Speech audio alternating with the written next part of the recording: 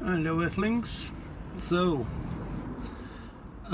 this is Roger Yates and Neville, and I've been wanting to talk for a while now about the relationship between Tom Regan and Gary Francione and the ramifications of the breakdown of their relationship for the rest of the movement, which could be thought to be incredibly profound. Now, the resources I'm using for this is the postscript in Rain Without Thunder, which is Francione's 1996 book. The preface from The Case for Animal Rights, which was originally put out in '83, and this second edition is 2004. And then also Francione and Anna Charlton and Bob Linden have spoken about Regan a couple of times on Go Vegan Radio. So those are the resources where I'm kind of coming from in terms of what I want to say. But I also want to say something about Francione. Francione runs a counter movement. Now, that's not a controversial thing to say. He said it himself. In other words, he's not part of the animal movement. Now, the reason for that is that he will claim that there's no one in the existing animal movement that has much of a grasp of abolitionism, at least not the type that he's founded, and that the animal rights movement is not a rights movement, it's a welfare movement.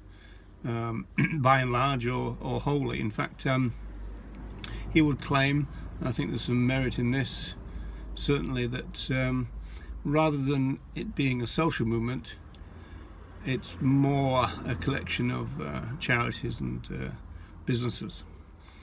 There are more people employed now in the animal movement than ever before, more people taking a wage, and seems to be quite a lot of money being made off the backs of the rights violations against other animals. So that kind of sets our scene. So when they met, Francione and Regan, was around about 1984, a year after the case, and it revolved around the fact that well, in England we received a tape, and we used to call it the Pennsylvania Primates, but the proper name for it was Unnecessary Fuss. And basically what that was about 60 hours of videotape was taken from a laboratory by the Animal Liberation Front and delivered to PETA, who were a small and relatively radical group in those days before it all went sour. And so PETA edited down the 60 hours to this video, Unnecessary Fuss, which is about 25-30 minutes long. It's on YouTube. And it's probably the most powerful film about vivisection to this date. And the reason for that is that you see the vivisectors doing horrendous things and very unprofessional things, like smoking, for example, in the laboratory, or dropping surgical instruments and then just picking them up and placing them into the heads of primates, because that's what this laboratory is all about, it causing head injuries to baboons. So it's very unprofessional, very unscientific, and obviously full of rights violations. And the thing that makes it so powerful is the fact that the vivisectors were filming themselves, and the film was never intended to be seen by any member of the public ever. And so that's why it's such a shocking document, because it's kind of like, this is what the vivisectors get up to when they think they can film themselves and nobody's ever going to see the resulting footage, and it is pretty shocking. Okay, so that's the kind of basis of them kind of getting together, Regan and Francione, and there was a campaign about this particular laboratory, and in the end it was either closed down, I think, or the funding stopped, which probably closed it down. And we're talking now about a period in the history of the animal movement when Tom Regan's rights-based views were probably more prominent especially in the States, than Peter Singer's utilitarian animal welfare views. And so it was a time when it was felt that there was a genuine chance to actually get an animal rights movement on the go. And that's what they thought that they'd done.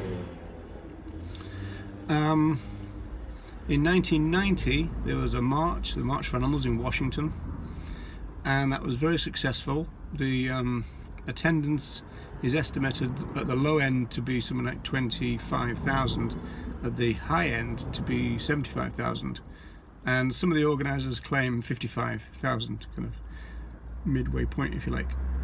So that was a big deal, and one of the big deals about it, for Francione's point of view, and presumably Regan, is the fact that it was a genuine animal rights march, where Reagan's rights-based theory was the basis of the claims making. So it was about other animals being rights bearers, it was about rights violations, that kind of thing. It wasn't based on welfare cruelty claims that goes on nowadays. So big success. Within 6 years there was a repeat of this march, and it was much less well attended. And Francione's complaint now is the fact that the animal welfare groups have essentially taken back control of the movement and wrestled it away from the rights-based people. And so they organised this second march, and Regan and Francione said that because it was welfare-driven and not rights-based, they were going to boycott it. Now, Francione claims at this point that there was a lot of intimidation and bad blood from within the movement, and essentially that the people who wanted to become boycotters were abused and criticised and everything else.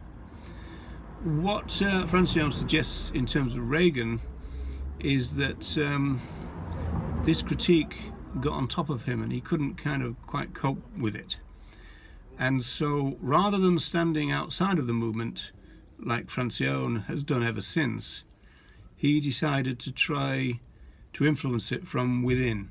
So if you're looking for a kind of bottom line difference between Francione and Regan, and the thing that split them up really was the fact that Regan said that he would work with the movement, and Francione thought that was a total waste of time, and the only thing you can do really is start your own movement, which is what he's done. The Abolitionist Approach is a separate movement to the animal movement that you and I might feel that we're part of. What Regan says in the preface of The Case for Animal Rights 2004 is that he had some great, really huge hopes for the case. He'd spent over a year writing it, but he'd started writing about animal rights in the 1970s.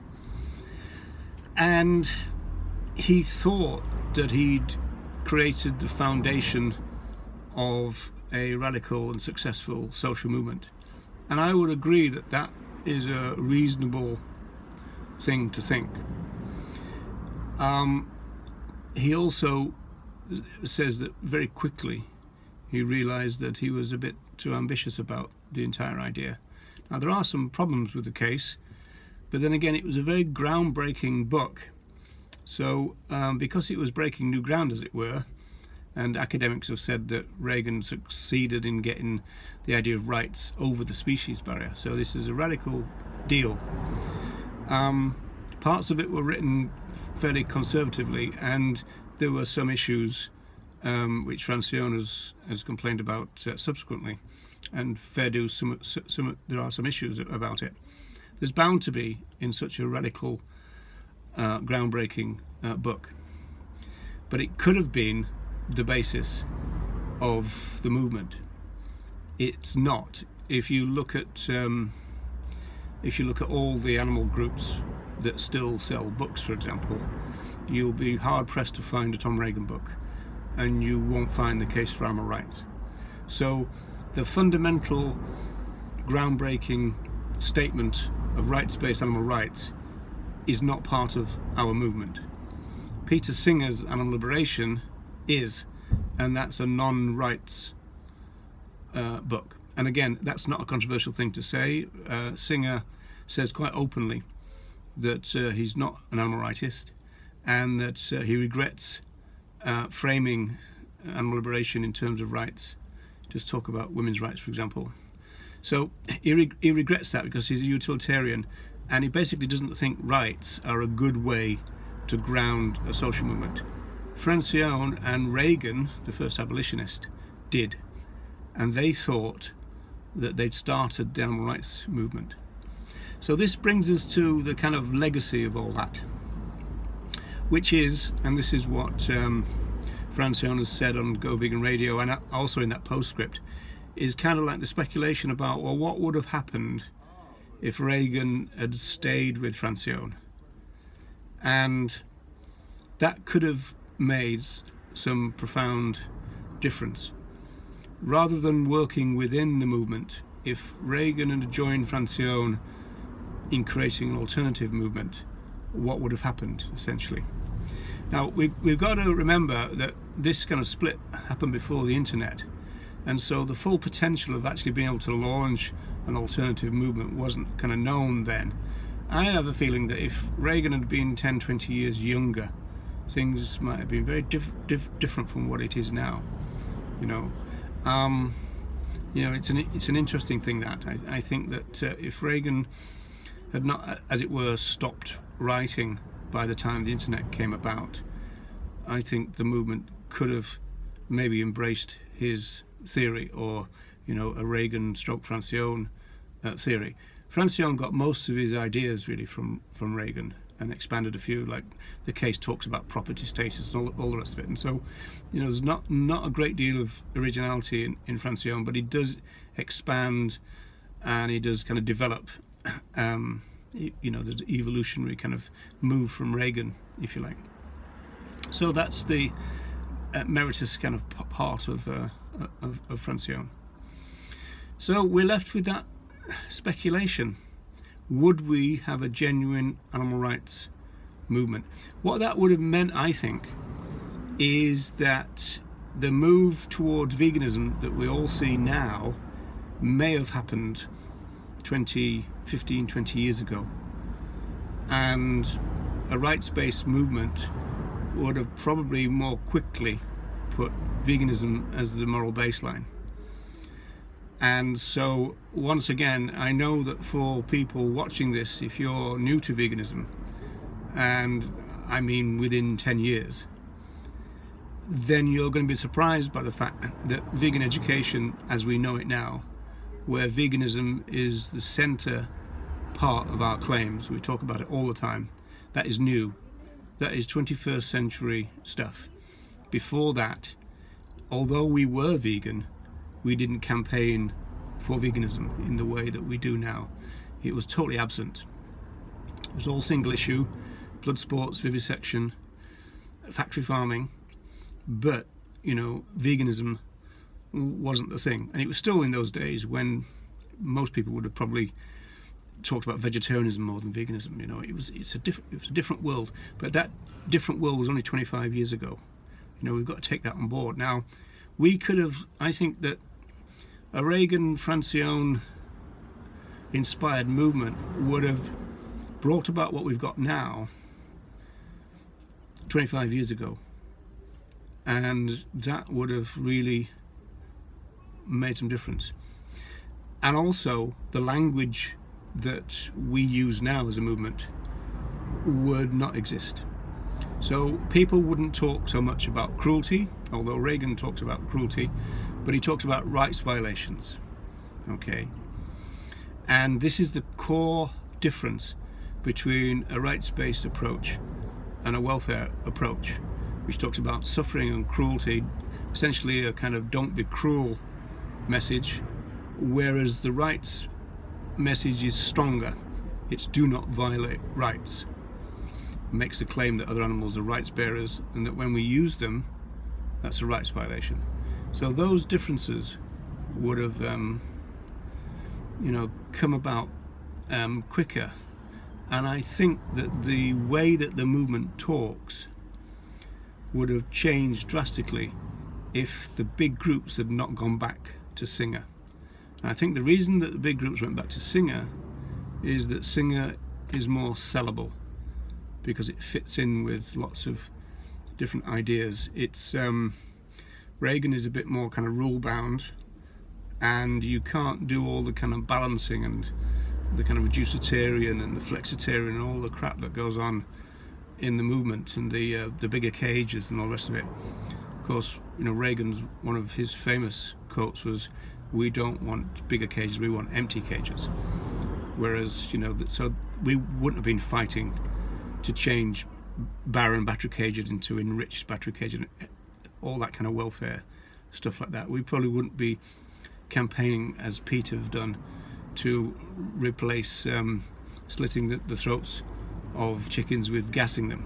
You know, we wouldn't have done all that.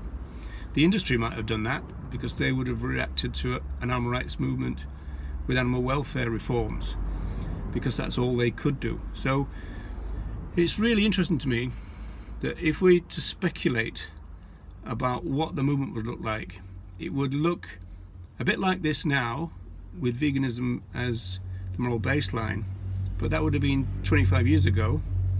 And also, the movement wouldn't talk in the way that it does now if Regan had remained central in terms of theory and philosophy. I mean, we've even got issues now where people have gone back to this idea of being an animal lover, which my generation would just go, no way. You know, you don't call yourself an animal lover. It's about respecting their rights and opposing rights violations. You don't have to be an animal lover in the same way as a human rights person doesn't have to love humans in order to respect their rights and fight for them. You know, so this idea that you have to be an animal lover, it just wasn't part of the way we thought in the 80s, for example. And that's come back in the last 5 years or so, you know, with the YouTube generation. And it's a bit of a shock, really, I think, to my generation. That, you know, are you an animal lover? You know, no, I'm not. You know, some other animals I can't fucking stand. So, you know, you don't have to love those that you care about in a moral sense. You know, that's just bullshit. So that's it, really. I wanted to say. I just think it'd be interesting to think, because I'd like to, you know, obviously I'm always about trying to recapture the rights part of the movement that either, you know, was always that strangled at birth, really, in historical terms, never really took off, and didn't really have much of a chance. And at the moment, it doesn't look good. You know, welfarism is still the dominant thing, along with other versions of it, like reducitarian and everything now. And if you were to ask all the new YouTube superstars to describe animal rights to you in a philosophical sense, they wouldn't have a clue. They couldn't do it to save their lives. And that is a real shame. It's a shock. It's also a shame. They go, oh well, it's about loving them or something, which it isn't. Anyway, so Roger and Neville signing off, and I'll see you again.